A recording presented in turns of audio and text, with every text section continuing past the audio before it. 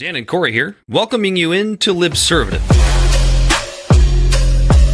The great fundamental issue now before our people.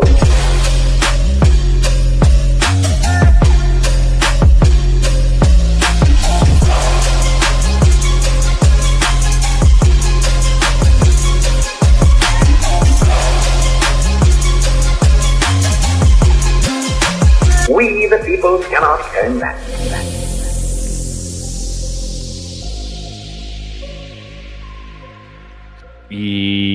Yeah, welcome in to another rousing rendition of Libservative, intellectual idiots fostering political and cultural literacy. Bella Body Snatcher on the ones and twos. He, as always, is Corey Walsh.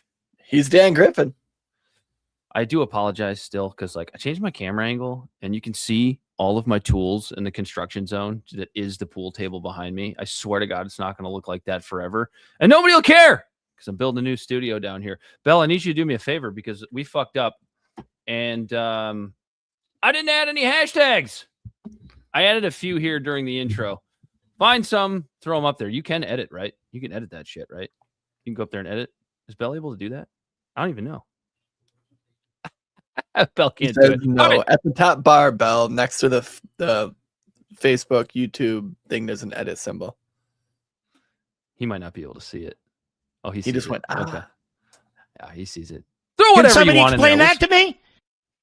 That's what I'm saying right now. You can change what I put too. Anyway, Just I guess we can edit it. Bastard. The socialists are coming, Corey. I don't know if you know this. They are. Due They to are, absolutely. all of the Mamdani candidates in New York sweeping their primaries. And I have to say this. Actually, I have to say two things. Number one is I need people to kind of pump the brakes here. This place is kind of known as the Commie Corridor, right? That is a legitimate nickname given to these areas and these primary races. So pump the brakes on what this means. But I will say this as well. It's absolutely not meaningless. And it's really scary to a lot of people, especially to, the Fox News watching boomers. Very scary to see these socialists winning their Democratic primaries. But I got to tell you something. Even the free market libertarian in me that I am, I have to say, I'm kind of excited about this. And you might ask, well, why would you be excited about that? You're a free market guy. Why would you be excited about socialists winning Democratic primaries? And the answer is because our political system has gone so far off the rails that this at least symbolizes a change of some sort away from the status quo, at least within the Democratic Party. Like what the Democratic Socialists are doing right now, obviously we've seen it in New York already, but there are places coming here in the near future. Maryland as well. Abdul El-Sayed here in Michigan has a good chance of winning his Democratic primary. This is the populist left deciding to actually make a change within the institution that is the Democratic Party. Mm-hmm. So from that perspective, I oddly support this. Yeah, you at least have a party that's actually left and not just right light. Right. You know, it doesn't really scare me too much either. First off, it's all a bunch of like I guess you could find fear in like a U.S. Senate seat or whatever, but a lot of these are primaries for like districts for representatives, right? They're not. It's going to be one voice out of 427 trying to push the needle left in a country that is supposed to be representative of everybody, not just What have we become? Not something that's just filtered through and then it's just moderate left, moderate right, which is what it was until Trump showed up. And what cracks me up is this is only primaries. Mm-hmm. This everyone's acting like it's like well in New York, like what are Republicans, these right? these people are going to win the general, right? It would be like it's like Thomas Massie's district. Whatever Republican had won, whether it had been Massie or that fucking empty suit Ed Galrein, like that was the winner of the election, right? So it is similar in that way. Like these Democratic Socialists are really actually going to be representing the people of New York in their everyday lives. I prefer to see it personally in more seats like Zohan Mandani, maybe the governor, or things like that are more like local and states, to see if these little ideas that they have actually work versus it trying to be implemented on a federal scale. Because but go ahead. But no, regardless, right? Like let's see. Jew hater. Let's see if it works. Probably won't. But I'd rather see it like that versus it being like someone trying to push like the federal needle. But I don't like the federal government regardless. I don't like the federal government if it's going to be some Democratic Socialists in there or some right-wing neocons. Like, I don't fucking like them. Everyone's like, oh, they're going to turn this whole country communist. It's like, all right, McCarthy, like, what were we like? You're using the same talking points as people on the left, saying you're turning the whole country fascist with the Republicans. It's just, it cracks me up, the pearl clutching about this. And then the Republicans are sitting there and scratching their fucking heads, right? They're like, how could this happen to America? And it's like I was saying before the show, and it's kind of the Republicans' fucking fault because they're fucking morons. And these retards are out here parading the system that we have right now as a free market capitalistic society. And Dan, is America capitalist right now? Call me crazy, but do you think America is like a free market capitalistic society? I'll say no with a caveat, and that our market is freer than most comparatively. Right. Comparatively, we're freer, right? But it's like all of these Republicans are freaking out while they're over here praising straight up communism and socialism for corporations. Can I give you some examples? I read this from a Thomas Massie tweet earlier today, who said that you have the Hannitys and the Jesse Waters and the Levins and the retarded boomer class of the world clutching their pearls over the fact that Democratic Socialists are winning elections in very fucking left districts in New York. Meanwhile, they had nothing to say about the government's 10% stake in Intel. That's number one. The government's 15% stake in MP Metals. That's number two. The government's materials. Sorry. The government's 5% stake in Lithium Americas. The government's 10% stake in Trilogy Metals. And can't forget the golden share that the U.S. government holds in U.S. Steel. By the way, that's also Corey, let me ask you this question. I know you know the answer to this. Which administration implemented those things I just listed? That's the Trump administration. That was the Trump administration. Yeah, 100%. Okay. Yeah, no, they're fucking they're socialists as shit too. And it's crazy to me that like when socialism is trying to be paid for like towards the poor versus the rich, and like don't get me wrong, I have a million fucking judgments, and opinions on like the bottom up methodology. I don't think it's going to work either. Polar Knight said good morning from Norway. Good morning. But yeah, no, I don't think it's insane to me that when Democrats want to implement socialism and it's communism, but like socialistic tendencies with where the government has more control of the economy, whether it's through like on the basic principles, right? It's either subsidies or taxes. Subsidies encourage different ways the market moves, and taxes discourage them. And that's what both sides like to do with what they're doing. Like when it comes to our economy, it's just the Republicans do it just for the super rich, and the Democrats come in and they want to do it for the super poor. Meanwhile, the middle class is just fucked. Like you and I, we make too much to get the government subsidies. We don't make enough to not feel the pain from it.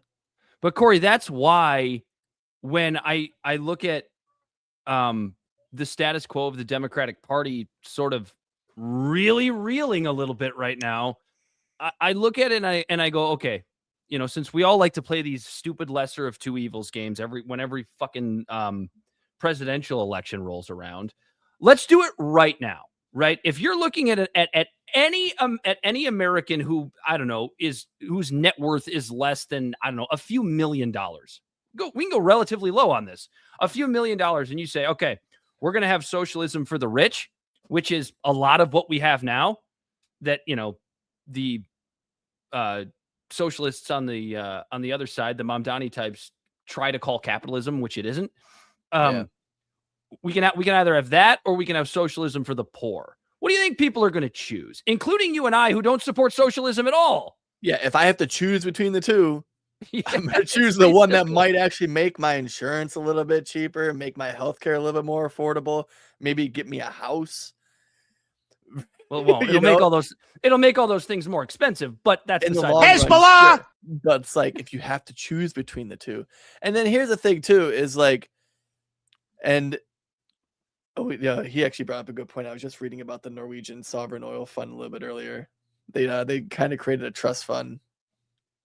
I might be butchering it because I literally read like 300 characters about it, but the Norwegian sovereign oil fund is basically money from the private companies that have to pool money together that gets put into kind of like a trust, which honestly, if Social Security was in the very least was put into a trust, it might work better than what it does now.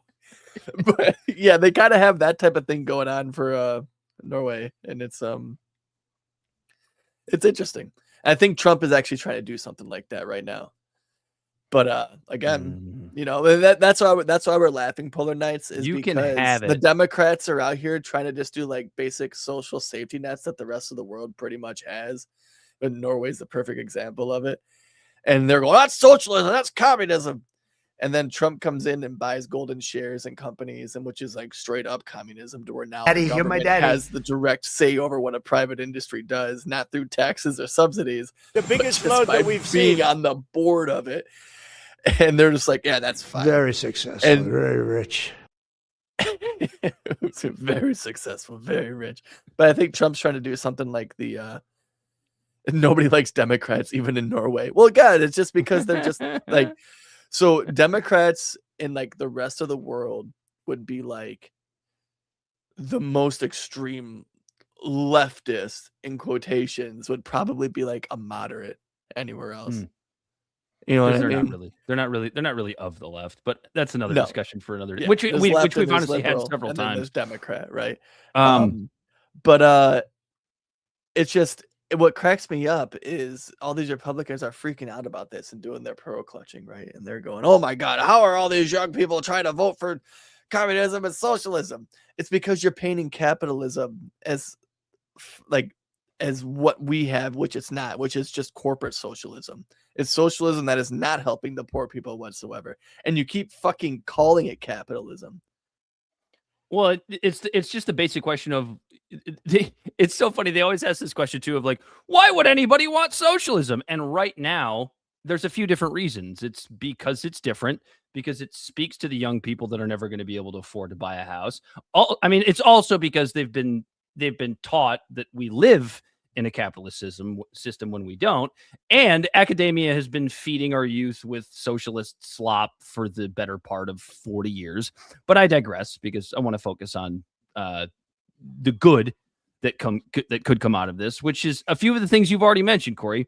The neoconservative / neoliberal global order is absolutely cracking.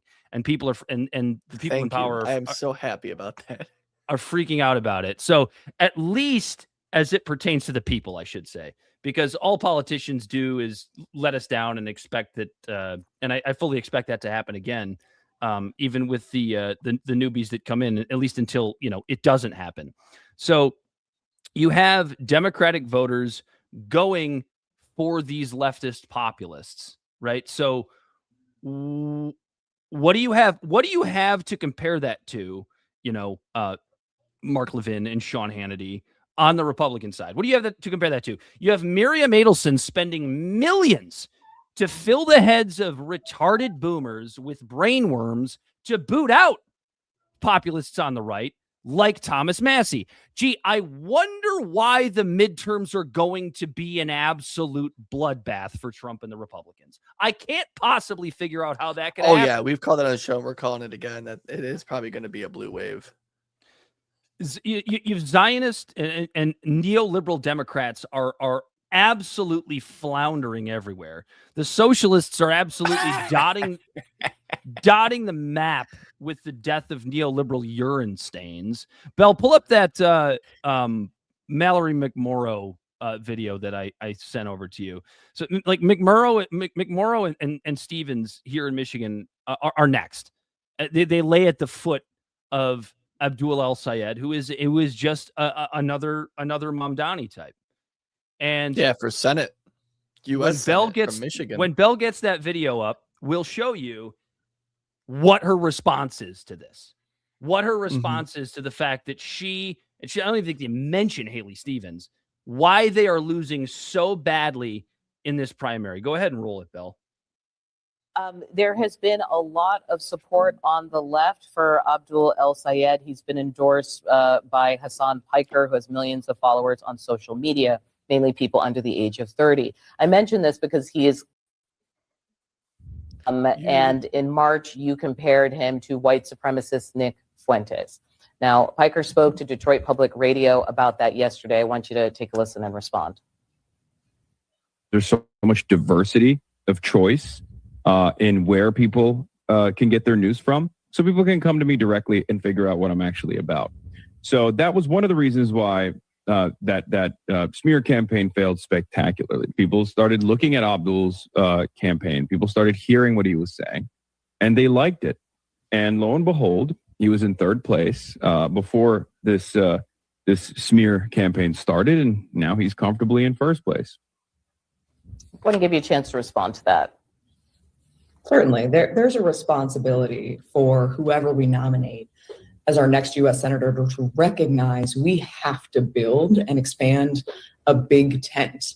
My opponent made a decision to bring in Hasan shortly after there was an attack on a synagogue here in Michigan where a man drove a pickup truck into a synagogue where 140 preschoolers were at school that day. And had it not been for the security measures, the bollards in place, it could have been the largest mass killing of kids in this country's history. And to bring somebody in to represent your campaign, in my mind, is a very different decision than going on somebody's stream and talking to their audience. Shut up, bitch! She tastes like cigarettes. She sounds hideous. Well, she's a guy, so. She does sound rather mannish, does she not? Like this. So this is the best that she can do. McMorrow goes. Yes. By the way, I think everybody should notice that they put her location up in the top left corner, and it said Royal Oaks, Michigan. Did it say Royal Oak? Yes, it did. There was an S on it. It's Royal Oak. But anyway, McMorrow goes on CNN, and like, this is the best this bitch has, linking the Arabic candidate to an attempted mass killing at a Jewish school, which, by the way, there were no deaths. Like, this is going to be the play. Only because one leftist McMorrow is around another leftist. Yeah, like don't get me wrong.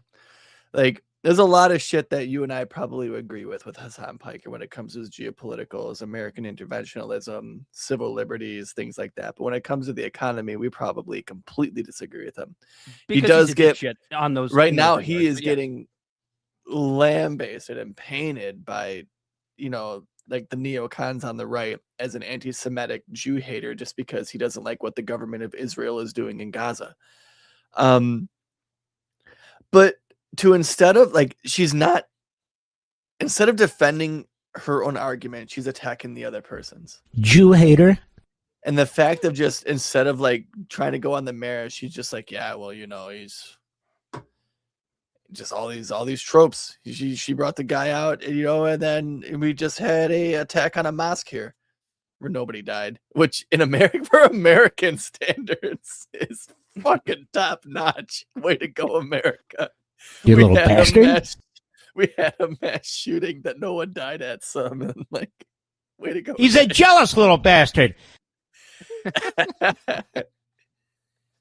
Yeah, this is, I mean, it's honestly, it's so sad. Like, this is how you know that the neoliberal order in the Democratic Party is completely lost it. Like, they don't have anything. They don't have anything other than to take Abdul El-Sayed and in a roundabout way try to connect him to an anti-Semitic attack on a Jewish school in the Detroit area. That's all she has. She doesn't have anything else. When really, and honestly, to an extent, I get it, because like the Democrats have lost the plot. Like, what are they supposed to do? What's a neoliberal Democrat supposed to do in these primaries right now? What are they supposed to move to the right?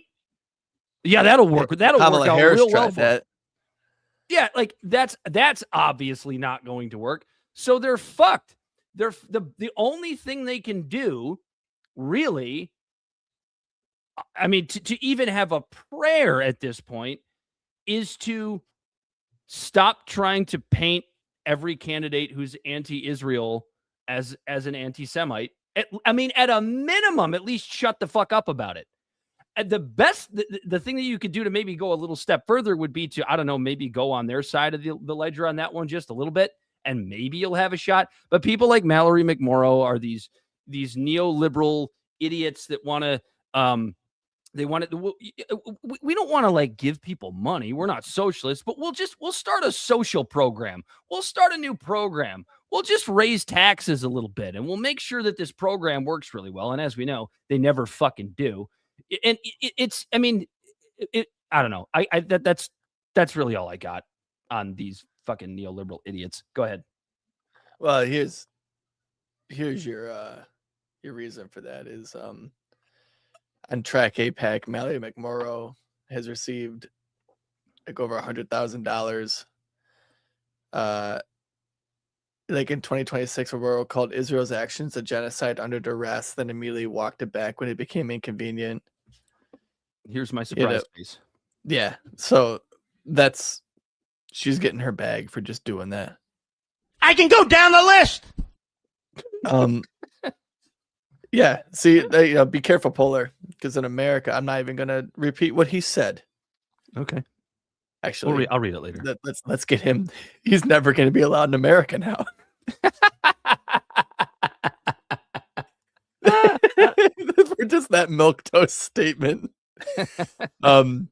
Yeah, but yeah, he said as a Norwegian, he loves the American president. It's a little sad the war is over, that they were making a killing on oil and gas. In Norway. Jew hater.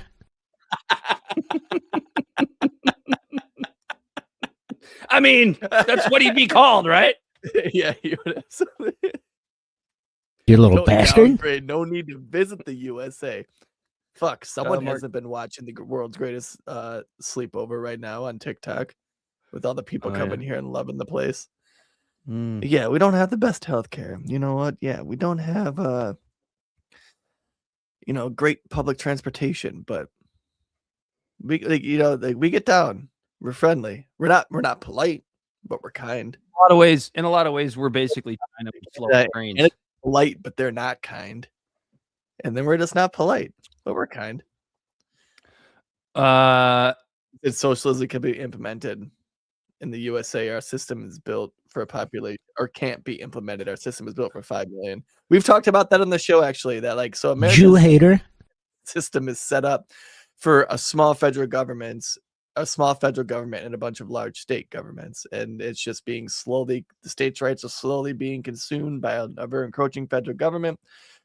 And it's insane because you get all these same people that were talking about these socialist. Can somebody explain that to me?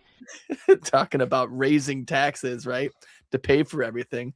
America takes in $5 trillion a year, Dan, in tax revenue. Mm-hmm. $5 trillion. That's why these wars, ever since we were taken off the gold standard, they've started to realize you can't tax enough to fight a war. You can't tariff enough to fight a war. The only way you can do it is to print more money. We wonder why our dollar's not worth anything anymore. Yeah, I was trying to explain this to someone today because they're bitching about because GTA 6 is coming out in November, right? And it's going to be allegedly. right? Are you gonna get it? I'm gonna fucking get that game. No, I don't give a shit. I just know, like, I'm not much of a gamer, but I do know the story behind GTA 6. It wasn't supposed to come out like 8 years ago. I get excited about a game every out. couple of years. You know what I mean? And that one is one that I'm excited for. But the game's coming out. It's $79.90, or it's like $70 for the basic, and then I think just paid $88. And everyone's like, "Oh my god, this game's so expensive." If you do the math, games at 1995 were $50, and if you do the math for an inflation adjustment with the U.S. dollar, it is now $100. Like, yeah, but there's so this also goes no back to what I'm saying when you're disc talking or about just cartridge printing anymore. money. Yeah, sure. There could be an argument that would make the game cheaper, right? Because there's a whole different manufacturing process you're taking out of it, because you're just literally just downloading it off the internet. You're not having some kid in China fucking put the piece of paper in the sleeve for the plastic thing, and then they're making the disc to put inside of it. You would think that cutting out that cheap labor would make it cheaper. But you know what? I sleep better at night knowing that a kid from China is not slipping some small note into my fucking game that says "help please" and shattering my first world fucking privilege of thinking the world's all cherry and roses. We're the United States of America. We're going to sit on our asses for this? But I digress. But yeah, no, games are essentially like kind of the same price as they were 10 years ago. What the sad part is because our government keeps printing fucking money for these endless wars, that the value of the dollar has gone down 50% in that fucking industry. Well, Corey, in 30 years. Well, Corey, that was quite a Mark Levin style rant, and I appreciate it, because it's economic talk, even if it's for games. I don't care. But we have to move on. I can go down the list. We're actually still on the same topic, because we haven't even discussed yet how exactly the folks on the right have started clutching their pearls over these Democratic socialists getting elected in New York. It's all Islamists and communists. Brother, they have gotten the influencers have gotten their marching orders ever since these primaries on Tuesday. It is now Thursday. Mm-hmm. Do you have any idea how many times I've seen an influencer mention the woke right, the woke left, the neo-Nazis and the Marxists? Now they've slipped another one in, the Islamists, the quote unquote green terrorists, and black and brown fascists, and don't forget isolationists. These are the 5 points that have been handed down. It's like Miriam Adelson hired some folks to sit in a room and go, all right, if these Jew haters win these primaries, here's what I want you to do. I want you to send out an APB to all of the missing right-wing influencers and say, these are the 5 things you're going to say over and over and over again until we need the next thing. And it's been all over the place. Mm-hmm. But not just that. We now have Bell, get the Fetterman and Ted Cruz videos ready, because you now have John Fetterman, who, by the way, is supposedly a Democrat. Well, he had a stroke. Well, he was a Democrat. Picture that comes up of him when I said that. God, clip that. He can't God, go. So Uncle Fester over here is now. So what are they doing? Instead of understanding that the populist seriously left, overweight, the populist left, at least for now on the Democratic side, is gaining a shit ton of traction.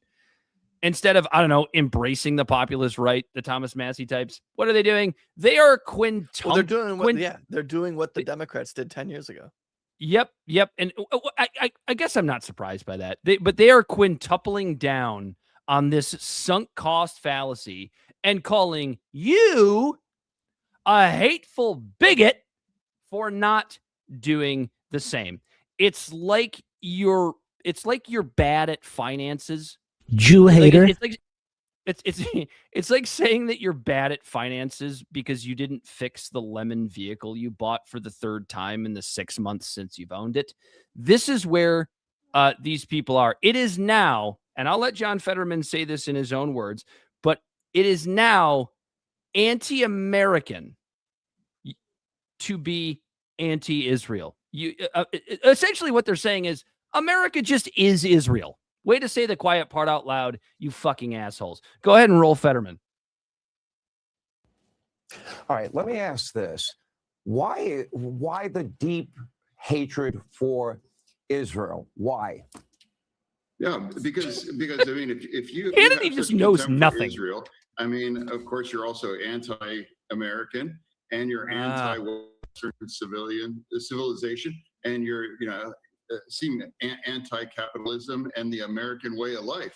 I mean, now they're all socialists, of course, and now bills, communists, and now Marxists, and now they're proud of this. And now, of course, we have P. Hustle in Maine. That's another one. He's a self-avowed, communist too. Now that's not even looked down on, and a significant part of the Democratic Party right now. All right, let me ask that this. Was it. That was it. That was it. That was it. You are anti-American if you're not pro-Israel. In other words, you have to put another nation first. Remember when Fetterman went on Joe Rogan during the 2024 campaign? He was like the only Democrat that Rogan was able to bring in, and Rogan was all and Fetterman was all kind of on all of the sort of America First agenda that Trump was bringing forth. Remember that? Do you remember that? I know you remember that. And he couldn't speak, which he still can't. But he did have a stroke. He probably shouldn't be in office in the first place. We just know that he's essentially just a Trumpist at this point.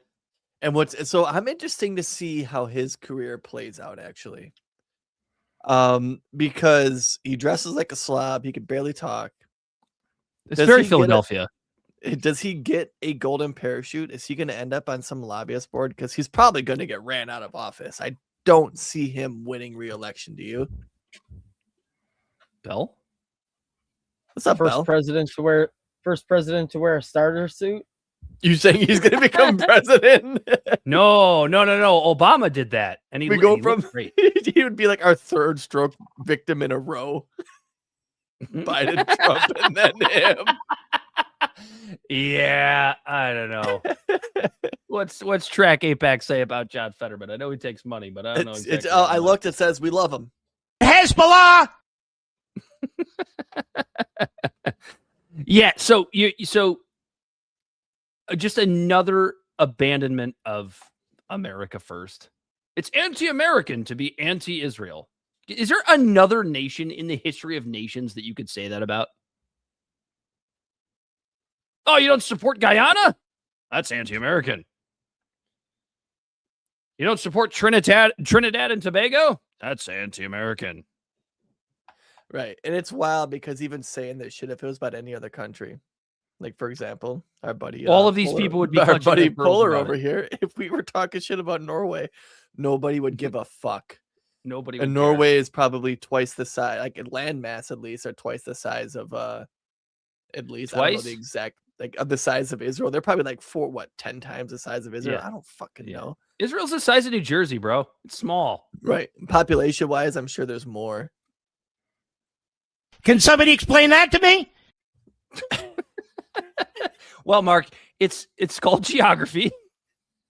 I know this is difficult for you.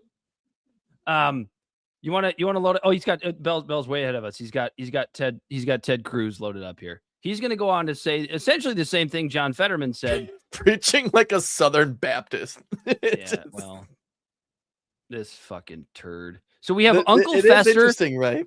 We had Uncle Fester first, and now we have Grandpa Munster up. So they should do like a comedic monster movie together. You're absolutely right. I was gonna say the grandpa from fucking the Munster family. Go ahead and roll Ted Cruz now here, Bill. We sing on the right, cancer on the right. Cancer. Nobody likes And it cancer. is Cancer bad. Anti-Semitism on the That's what everyone in the crowd is saying. Oh, man, cancer is bad. Look, Hezbollah! A decade ago, anti-Semitism began to rise, and the Democrat leaders basically looked the other way and just hoped it would go away. And it didn't. It's consumed their party. There is a very real pro-Hamas contingent Except for John of the Fetterman. Democrat Party.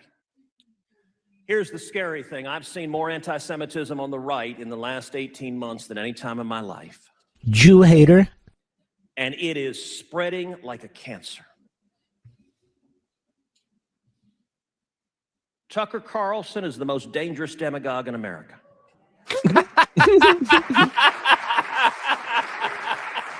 And I will There's a tell you smattering of it's spreading applause. in particular among young people. And I resolved last year that I am going to do everything humanly possible to defeat this poison. Ooh. Go get him, Ted. Go get him. I believe this is truly an existential threat. Why is that? Because anti-Semitism is the gateway drug to anti-capitalism and anti-Americanism. Yeah. And you can see the Green-Red Alliance with What? Comrade Mondami in There New it York is. City, Green-Red Alliance. where the Islamists and communists come together because they both hate the same people. And spoiler alert, those people is us. Those Tucker people Carlson is has us. said there's Are us, nobody on idiot. planet Earth he hates more than Christian Zionists. And he named in particular the two people he hates most on planet Earth are me and Mike Huckabee. And you know what? I can go I'll down the wear list. his scorn with pride.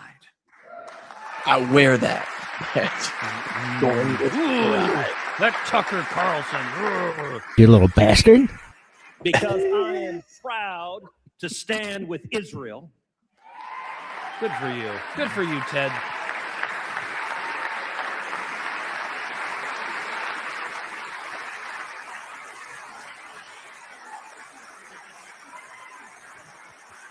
Okay, get on with it. And I'm proud to stand with America. Oh! Yeah! Yeah! And I'll say this, Sharia law has no place in the United States of America. That's right! That's right, Ted Cruz! No So- Sharia law! We got Ted Cruz, the Republican, and John Fetterman, the Democrat. Which side are you on? Which side are you on? Dude, what a cage match that would be. A cripple and a retard. Just in the middle of the octagon together. Damn, we see it all the time. It's called the Special Olympics. We have to stay woke. How about we all come together and say, let's stop attacking pedophiles? Can That's somebody right, that's explain that to me? It's already Ted Cruz. Oh, man. But he says a couple of things there where it's like anti-Semitism leads to anti-capitalism. And that might be true. It might even be I true. don't know. That correlation isn't causation. Well, wait a minute. I will say this, though. I mean, fascism, Yeah, okay, sure. What? Yeah. All right. No. You know what, Dan? That the problem is, statement- Corey, no, hold on. The problem is, who the fuck are the anti-Semites? I was just gonna say, you know what? That's exactly where I was gonna go. And you're right. Hating a race or an ethnicity or a culture and trying to hone in on them and do something to them and make them a lesser person than anyone else in your country is very, very against America's like values since like 1868. Well, actually, probably since like 1965. When We're the United States of America. We're going to sit on our asses for this? When America finally scratched their head and went, all right, I guess black people could drink from the same drinking fountains. Ever since then, though, Dan, it's been hating a race based on their culture or their ethnicity has been across the grain of the American Values of cultures, and those are things that, like, in my life and in your life, those are things that we've been raised up to believe, that hating someone on their race, religion, or creed is wrong, right? But where is that happening? Yeah, it's not. Because they are trying to Jew hater.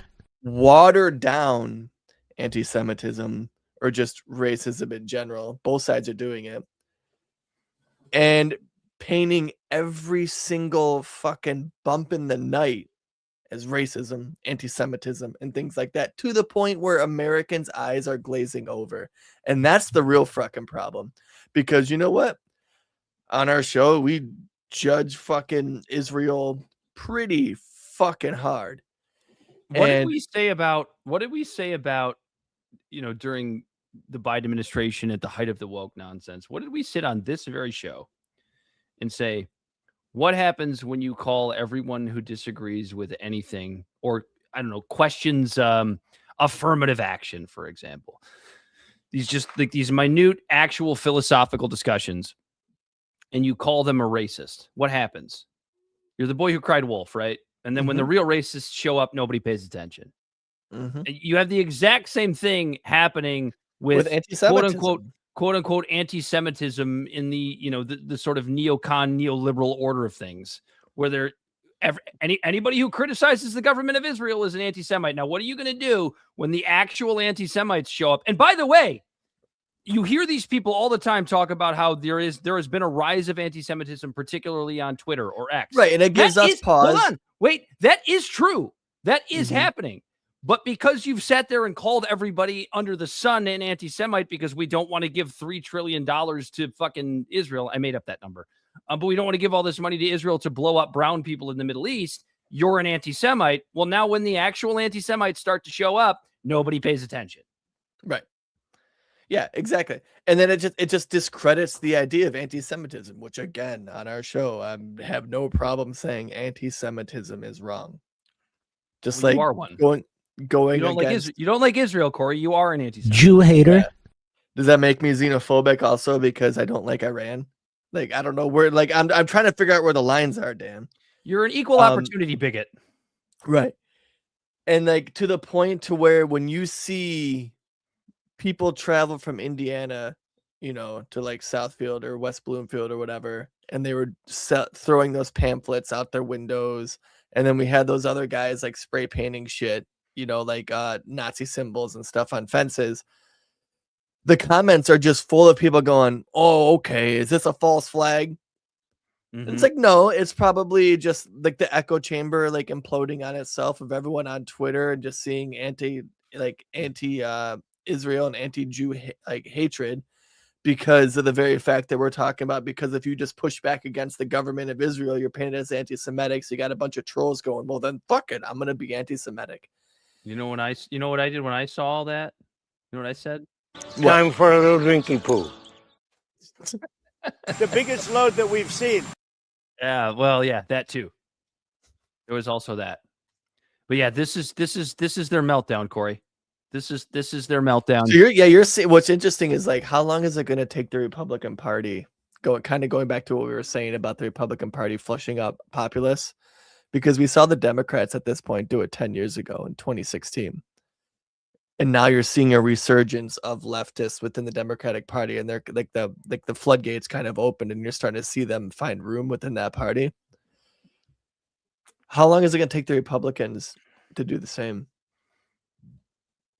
I will find out. Hopefully, because I'll tell you what, Dan, a federal government with a bunch of leftists who are suspicious of the government overreach, even though I don't like their economic standards, but suspicious of government overreach and pro civil liberties and pro life, liberty, and pursuit of happiness. And then a bunch of people on the right, like the far right, which would be like your libertarians, like your populists, right? Who are just basically about the same thing. Basically about the same thing, but their economic philosophy is like less government. I'd much rather have a fucking federal government with those two wings than whatever the fuck this is. It's like I've said for a long time, when we can actually have a legitimate debate and a legitimate discussion about whether or not to get rid of Social Security, which I believe in, but a lot of leftists might not. I think we've reached a much better place when those are the discussions that we're actually starting to have. Yeah, no, I want to see it to where there's basically no, like, anybody working 40 hours a week shouldn't have to rely on the government. And the reason why people are paid so little is because of the very socialist problem, like the socialist fucking corporate boondoggle we have right now from the Republicans that are making that happen. And then the Democrats are just picking up the low hanging fruit and giving all those people subsidies.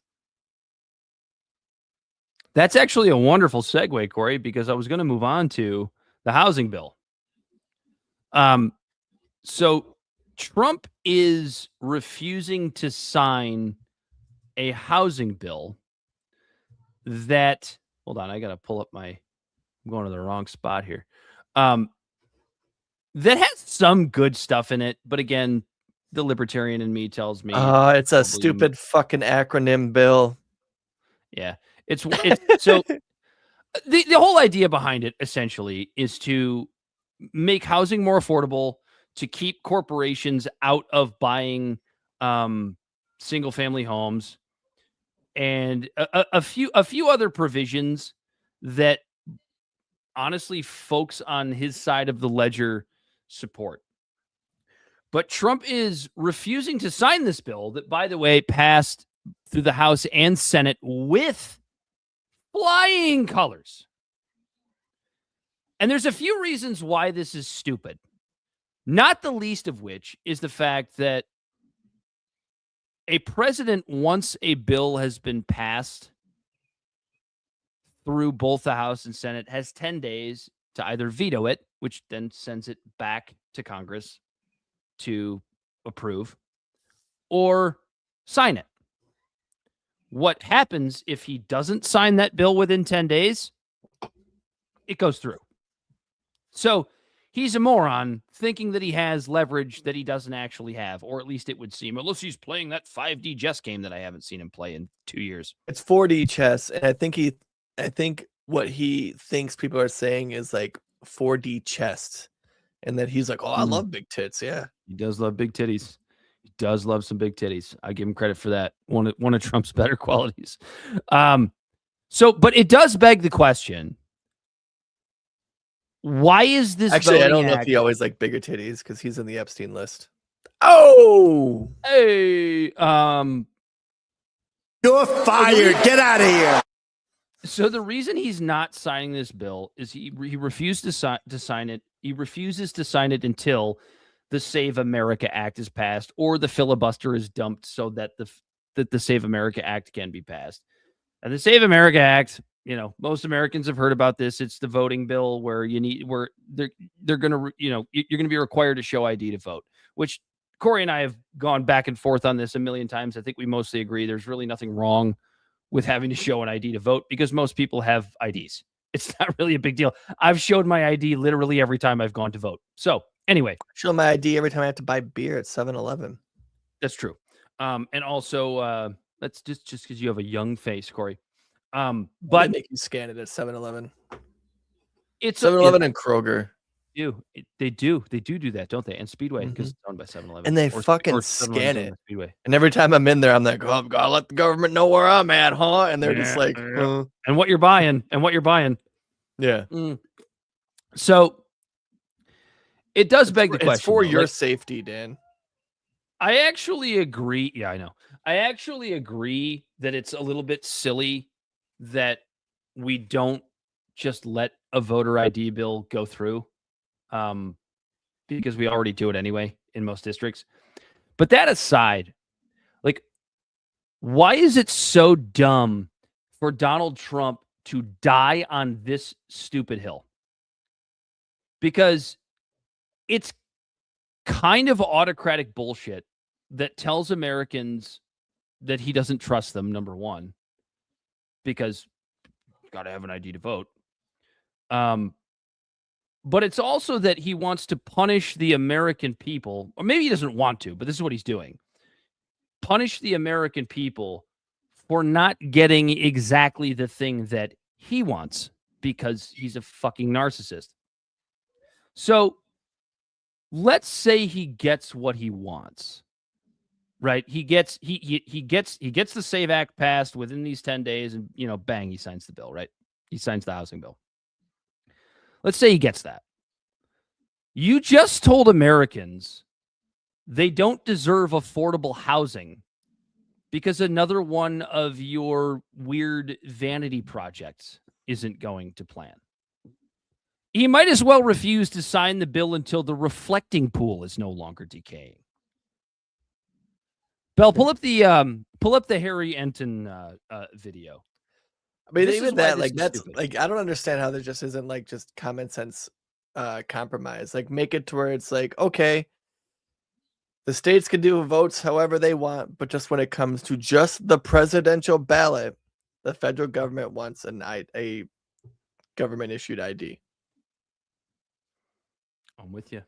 Go ahead and roll Harry Enton here, Bell. Even though, like, even that though, like before you go Or ahead not. and roll this, it's just bullshit because it's like Listen, when it I'm comes going to to give a clue here now. I don't want any more when it comes bullshit to like, and anytime there's so during the much, day. like, propaganda around it. Even when it comes to, like, this is why it's like no voter ID. It's like, all right, whatever, right? When it comes to Michigan, at least, which is a state in the United States, you still have to physically go to Secretary of State to register to vote. And when you do that, you have to be physically in front of somebody and sign a piece of paper with your signature. And if that signature does not match the ballot that you go in and fill out and sign, that ballot gets thrown out.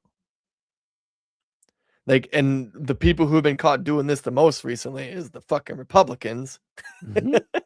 When they were gathering signatures for ballots, or not ballots, but ballot initiatives for petitions. Yeah, go to and stuff church, like find that. Jesus. And even if you still have to go in to register to vote physically, and even if it's a mail-in ballot, and to think that there's some mass fraud, that some guy is in some dark room who's really good at calligraphy is able to sit there and just mass produce like even 1,000 unique signatures that'll pass the fucking audit, is just, I don't know, it's so far-fetched for me. Is there voter fraud? Sure. Honestly, the one thing that I'm It is. I'm not a huge fan of, like, I'm not to this isn't to say that, like, I think it's causing a mass amount of fraud, but, like, I'm not a huge fan of ballot harvesting. And honestly, it's just a principle of mine where it's like, voting is an American right. You can choose to exercise it or not. There are some things you have to do to exercise that right. And they're not very difficult to do. You drop off your own ballot, or you go to your own ballot box to vote. I'm not a huge fan of, like, having people run around and, like, collect other people's ballots. Like, I'm actually really uncomfortable knowing that my ballot is in somebody else's hands Who's that a isn't counting volunteer. it. That isn't counting it. Like, how do I know that ballot ever fucking made it to the goddamn place it was supposed to go to? At least, because I voted absentee before. My wife and I go out of town a lot in November, like, honestly, during election week. So I can't get to the ballot box. So we get absentee ballots, and we go and we take them in ourselves. Now, maybe it doesn't matter, but I just feel better knowing that nobody else touched my ballot except for the person that's opening it and counting it. At least that's what I'm supposed to believe. Maybe that's not the case, but it does make me feel better. That was just a little bit of an And I think in a perfect world, we would just have voting day off as a federal holiday. I agree. I've always said that. That Can Super you Bowl imagine, Monday. man, like how fucking sweet that would be? You wake up super early, you go out and you vote, and then you go to the bar with your friends after, and everyone's showing off And you their watch voted the sticker. election results. Dude, think about it, dude. Yeah, you watch the election results at the bar. The bars would have them on the TVs, and then, like, bars would be taking advantage of it. If you have your I voted sticker, you get 10% off your bill and some bullshit like that. Like, you could really make voter participation go through the fucking roof, to the point that it would probably put a lot of the other issues of, like, absentee ballots or having to vote by mail by the wayside, because some people are legitimately doing that because they just, the polls are open from 8 to 8. And you might have someone who works a 12-hour day of 7 to 7 or 7, you know what I mean? Like 8 to 8. Time for a little drinking pool. That is that was a little bit of an aside, but this is the video that Bell's about to run here is Harry Enton basically explaining why Trump is a moron for doing this. For going, until I get what I want for my own vanity, for my own agenda, the American people don't get literally the number one thing they care about right now, which is affordability, and in particular in housing. Go ahead and roll that. Can somebody explain that to me? Affordability. The president seems to think the housing bill is not important. Has the affordability issue just gone away? You know, if I was a Republican member of Congress and I'm listening to President Trump, the only words that enter my mind are, oh, God, no, what are you doing? And that is because the issue has not gone away at all. Google searches for affordability. Look at this, up 500% this week versus the pre-2026 average. In fact, Johnny B, they reached, you have it going across the top of your screen, reached an all-time, well, I couldn't get the pen. There we go. All-time high this week. So no, the issue of affordability isn't going away. There's a reason why Republicans wanted this legislation not just passed, but signed into law by the President of the United States, because this is the issue, of course, that got Donald Trump elected in the first place. And they want to be able to give their voters something, their members of Congress something, so that the voters perhaps, don't vote him out of office come November. Affordability at an all-time high for searches On this week? all-time high this week, affordability. On the week that he decided not to sign the... So Harry Enton said something that you and I, Corey, failed to mention before we had Bell play that video, which is that Republicans in Congress are not exactly happy about the fact that the president isn't signing this bill, because they're stupid in a lot of ways, but they also understand what an issue this is to the American people. You're already well behind the 8 ball, right?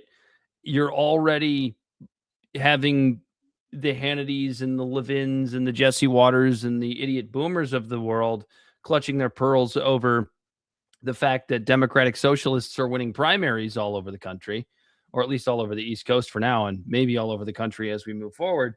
So, like, even Republicans in Congress are pissed that the president isn't signing this bill because he didn't get his Save America Act pushed through. And even if you think that the Save America Act is like a good thing, you have to understand why Trump wants it. And why does he want it? He wants it to give Republicans at least what he perceives as an edge in the next election. Because this is what Republicans always do. Republicans are always at least a little bit behind. We look no further than what we just talked about with the fact that Democratic Socialists are winning. And we talked about how the fact that in 2016, Democrats tried this once and they pushed all the Democratic Socialists out. And now the Democratic Socialists are coming back. And where are the Republicans? They're keeping Massie out. They're taking AIPAC money, and Miriam Adelson is forcing Thomas Massie out of office with her money.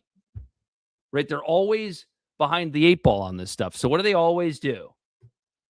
And it is true that Republicans do whatever they can to shrink the vote.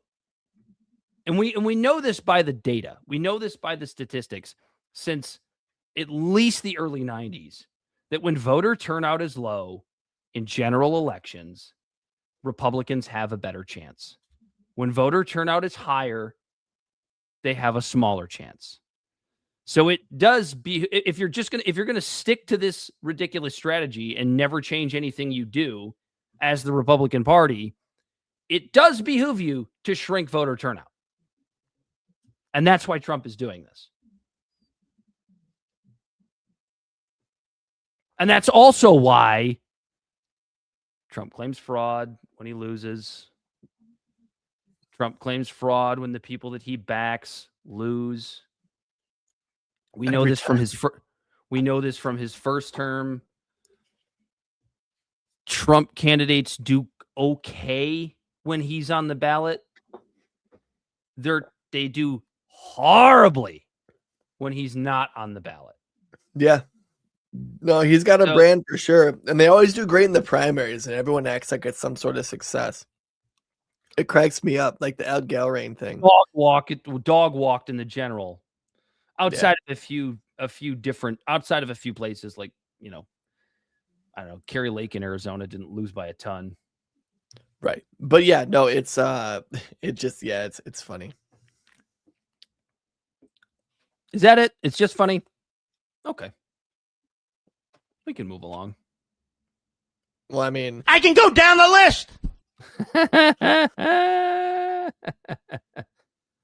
We could talk about a little bit about Thomas Massie, because he is on his way out of Congress come January. But as of right now, he is still the representative for the 4th District of Kentucky. We're all very proud of that. We're all very happy about that, at least for the next, 6 or so months.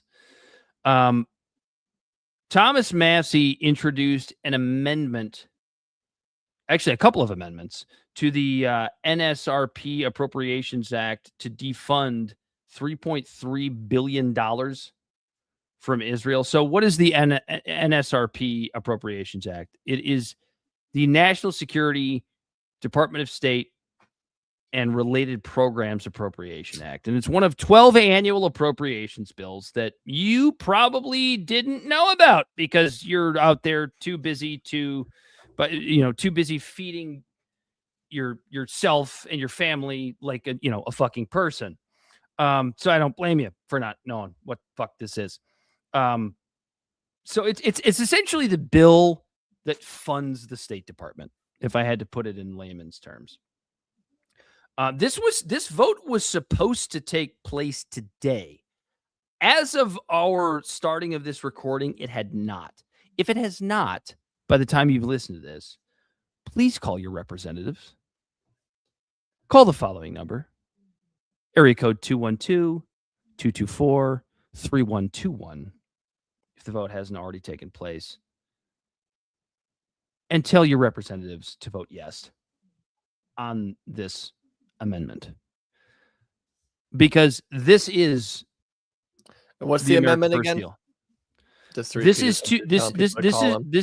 This is to strip $3.3 billion in funding for the state of Israel for the fiscal year 2027. NSRP Appropriations Act. You got it? Okay. Are you calling the number? God, I wish when we set up the studio, we're setting up a phone, because God damn it, I would love to make that phone call live on the show right now. I would absolutely love to make that phone call. And the other amendment was to strip the God damn it, what the hell did they call it? Okay, so it was to strike Section 219, which was formerly Section 224, which is the U.S. Israeli Defense Technology Cooperation Initiative, which was the thing that a couple of weeks ago, until it died off, because we as human beings in 2026 have the attention span of an amoeba. That's just an American issue. It was the thing that essentially tied the U.S. government, the U.S. military to the Israeli military in cooperative technology, essentially tying our two militaries together. That, by the way, that vote has not been scheduled. So even if even if the $3.3 billion has been approved and already voted upon, you can still harass your representatives over not tying the American military to the Israeli military. So please do that. Please harass your representative. It's not illegal. As soon as you can. Obviously, don't make threats. Don't make threats. 212-224-3121. Don't make threats. Be a concerned citizen and be civil. But you could definitely tell them how you feel. That's not illegal. You can call this number and bitch at them. Harass them. You can harass them. 100% legal. We are allowed to harass our representatives in the United States of America. But do not make threats. Whether you mean it or not. I like Don't how do Corey that. has to give that. I like how Corey has to give that caveat because he's the one. Oh yeah, because I don't want some doofus calling them and going, "Well, I heard it on Libservative." I just said harass. I didn't say threaten. I said harass. Those are very there's different a things. Harass is kind of like a ambiguous word. That's what's beautiful about our show. We have thousands of hours of us saying terrible anti-government things. Get us in a lot of trouble. I don't give a fuck. Do you want to talk a little bit about Daniel Sanchez Estrada? I know I told Bell to hang on to some of this information, so we might bring him in here in a minute. This is a guy that Corey and I, to be quite fair, not looked a ton into this case. So bear with us for just a moment. But this is the guy that was allegedly sentenced to 30 years in prison for moving some anti-government magazines and picked up an obstruction of justice, a terrorism charge. So was it early June that there was a July. protest in July? So last year, right? Yeah.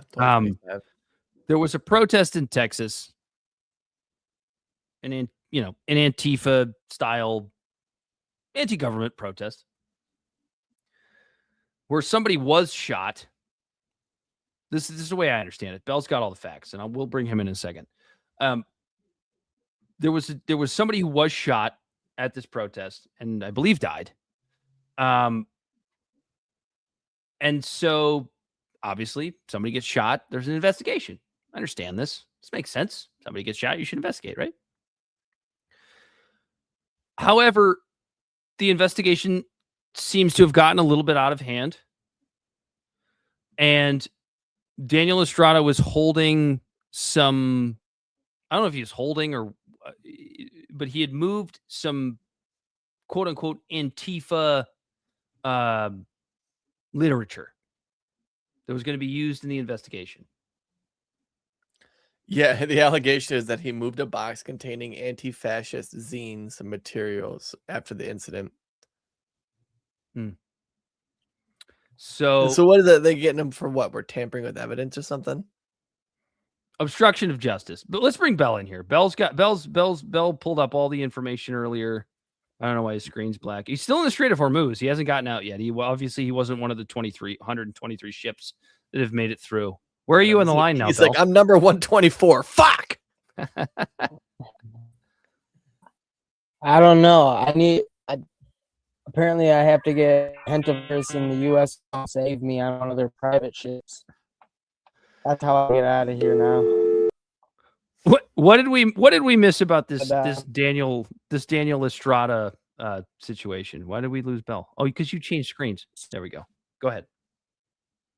God damn it! So the reason that he was being investigated in the first place was because him and 8 other people, they were involved in a terror plot where they went to an ICE facility and launched a bunch of fireworks and apparently shot a responding officer in the neck. Don't you ever accuse me of a crime. So they said that all that started from anti-fascist propaganda and leftist magazines that this dude was passing out. And it's funny because he got 30 years, but there's another man named Benjamin Song who got sentenced to 100 years behind bar. Marciela Rueda was sentenced to 70 years, Autumn Hill 50, and everybody else in the case was sentenced to 30 years. So, we're the United States of America. We're going to sit on our asses for this? For being the leader, the one that he's basically the Charles Manson of the group. Who Daniel Rolando was? Estrada. Yeah. Estrada. Daniel Rolando Sanchez Estrada. And that's the craziest part. I think the guy that got 100 years though was the guy that actually shot a police officer in the neck, though. So, all right, fair enough. But why are we hearing that Estrada got 30 years because he moved some magazines around? Well, that's because how he recruited everybody. I mean, like, you know how articles are, but he's the one that pretty much recruited everybody with his propaganda and his pamphlets and all the bullshit, and he was spreading it around. There's like a RICO case. Facility. No, I honestly, I don't know where they got prosecuted. He was brought up terrorism charges. Right, but like all he had was, oh, God forbid, something protected by the First Amendment. U.S. No, dude, you didn't hear. We better start burning books. There, literally.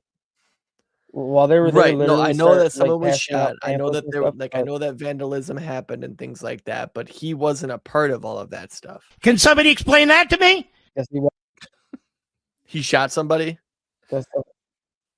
He recruited the whole entire group. That was the part of it, and somehow they linked him to okay, so he the guy recruited the group, but, and then they went rogue and did all their shit. Kind of like when Trump was okay. Well, that's a completely different charge. No, he did shit. Yeah, he was throwing fireworks and destroying property and shit, like they all were. That's why he got the least sentence. He got 30 years. Like people, hopefully they get a leftist. That's kind of a crazy sentence. It's a crazy sentence. I will say that. Hopefully some Jew hater president gets elected and he can pardon them like they did the January 6th protesters. Yeah. I was just gonna say that they're gonna get pardoned anyways in the next 4 years, so I'm not really too worried about it.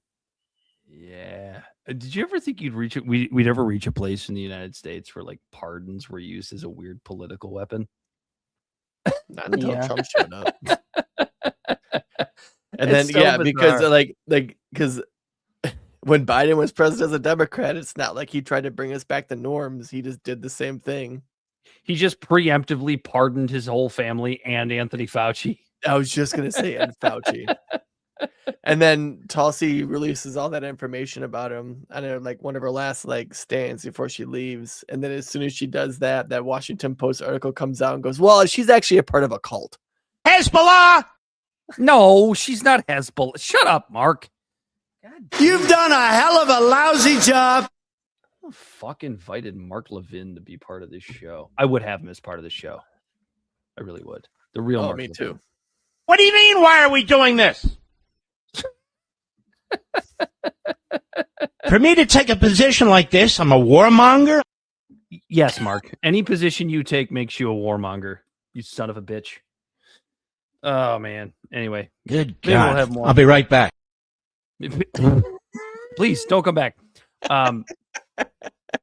Maybe you and Bell will have a little bit more on that next week because I'm not going to be here. I'm going to volunteer at a summer camp. Not going to be here. Me and Bell are going to be taking on this show Wednesday. Just me and him. How do you feel about that? We're going to be a day early. You'll be a day early next week to celebrate America's 250. I won't be here, which I guess probably makes me like Hezbollah or something. Yeah. We could celebrate 250 years of America from the beginning to the end. You know, like we're from British surveillance to American surveillance. No, private Swedish surveillance now. Oh, wait, now the Swedes are surveilling? What have we become? That's who owns Flock. It's the company the company that owns Flock, you know? They're owned by some Swedish guy. Hezbollah! Yeah. He's just looking at who Corey Walsh is, you know? Looking it up. You can look it up. I'm so sorry. I wish I could do something, but I can't. Me too, Selena. I don't think she was on her lupus medication that afternoon. She does have lupus, right? I'm not making that up. I don't know. And he takes the fat. I don't know that much. The fat shot drug. All right. Should we get out of here or did we miss something? Did you want to talk about this Second Amendment thing in Hawaii, You and Corey? I both want to leave so we can watch America or the USA game, don't we? I really have to piss. Oh, fuck. Bell, thank you for throwing that up on the screen. We have to do Mango our tip. gratuitous Mark Levin rant. We almost forgot to do our gratuitous Mark Levin rant, and Bell just saved our ass, which is why we pay him the big bucks. This isn't actually Mark Levin. This is... I just paid $88. Alex, yeah. That's all Bell has made in his entire time as our producer, because we can't pay him like Mark Levin can. At least we know Bell's name, unlike Mark Levin not knowing his producer's name ever. Very successful, very rich. So this is actually Alex Jones, and who's that guy he does his show with? Rex. I forget his name. The guy with the birthmark on his head. He looks like, he looks like Khrushchev, or not Khrushchev, Gorbachev. Yeah, the guy who got the axe in the head. He got an axe to the head or something like that. I don't remember. Am I thinking of somebody else? Am I running my Russian history together? I don't really care at this moment. I've had a couple of beers, and that's okay. But this is them basically arguing, not really arguing, but discussing who has the better Mark Levin impression. Go ahead, Bell. Let's listen to some comedy here before we end the show. What do you mean? Why are we doing this? Mark Levin, it's time to do what Trump did in Japan. Use the nukes. Right. Your Mark Levin impression is pretty good, but mine's better. Hamas and Hezbollah. That's the problem, isn't it, Mr. Producer? You got to get it a little bit lower. A little bit lower there. Hezbollah. I don't know anything about the military, but I'll tell you this. Alex Jones, they love Hitler. They love Hamas that Israel founded. And You little bastard. And we stood down for Hamas, and the founder of the Sun runs it. We really run it. Yeah. Well, the thing is you like my American brooch, Rex? He spoke at this thing. See how big it is? Yeah, we got the biggest brooch in town. He goes, I'm not an Israeli operative. Then I was like, well, we tell you everything to say. He goes, mirror, mirror on the wall. Who's the best broadcaster of them all? And it shows him Tucker or you, and he goes, yeah. It's not. I'm not. He's a jealous little bastard. No. But he sits there. He sits there and he goes, mirror, mirror on the wall. Who has the largest female American flag brooch of them all? You, Mark. You have the brooch. He goes, I have the giant brooch worn like an 89-year-old lady at the nursing home on July 4th. I'm wearing it now, and I'm not in the U.S. I don't wear it, but look, there's an American flag right here, Abraham Lincoln behind me, and You know, I tuned into his YouTube highlights, and he stole our whole style with the intro. He goes, deep within the bowels, the great one is not resting on his laurels. And you're like, dude, Rush Limbaugh called you that like 30 years ago. He hasn't let go of it. It's really crazy. You know, like one of my favorite things you had is a title don't mean anything. And he's like, I am the great one. The great one is not resting on his laurels. All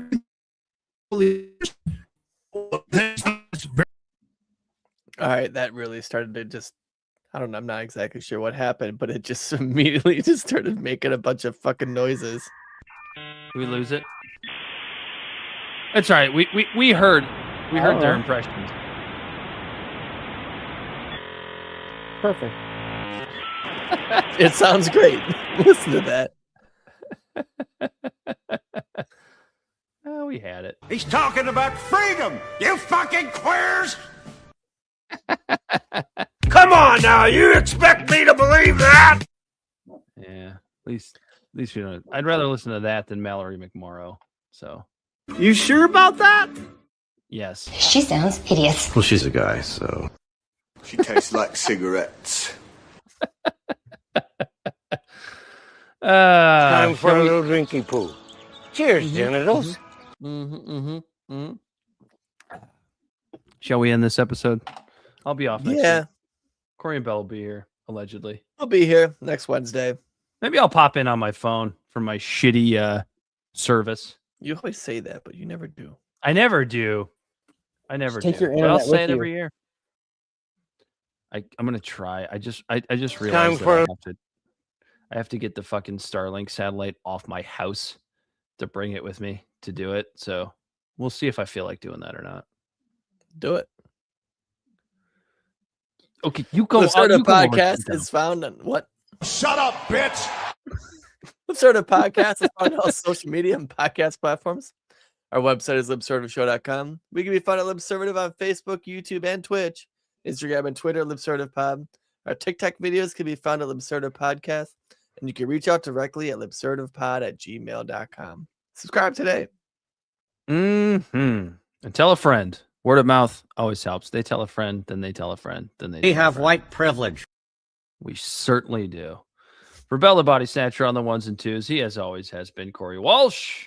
And he's Dad Griffin. It's been Libservative Intellectual Idiots Fostering Political and Cultural Literacy and the world's smartest internet show. And until next time. You're a fat loser and you have body odor. Are out of here. I've never had such a great assistant.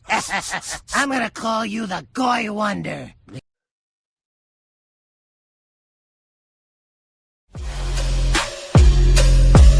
The great fundamental issue now before our people.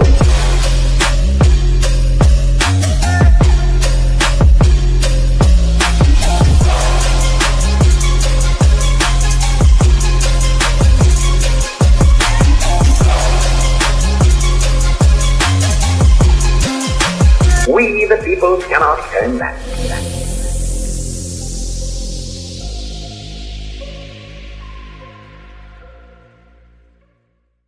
Somebody must lead, or else the fight would not be made at all.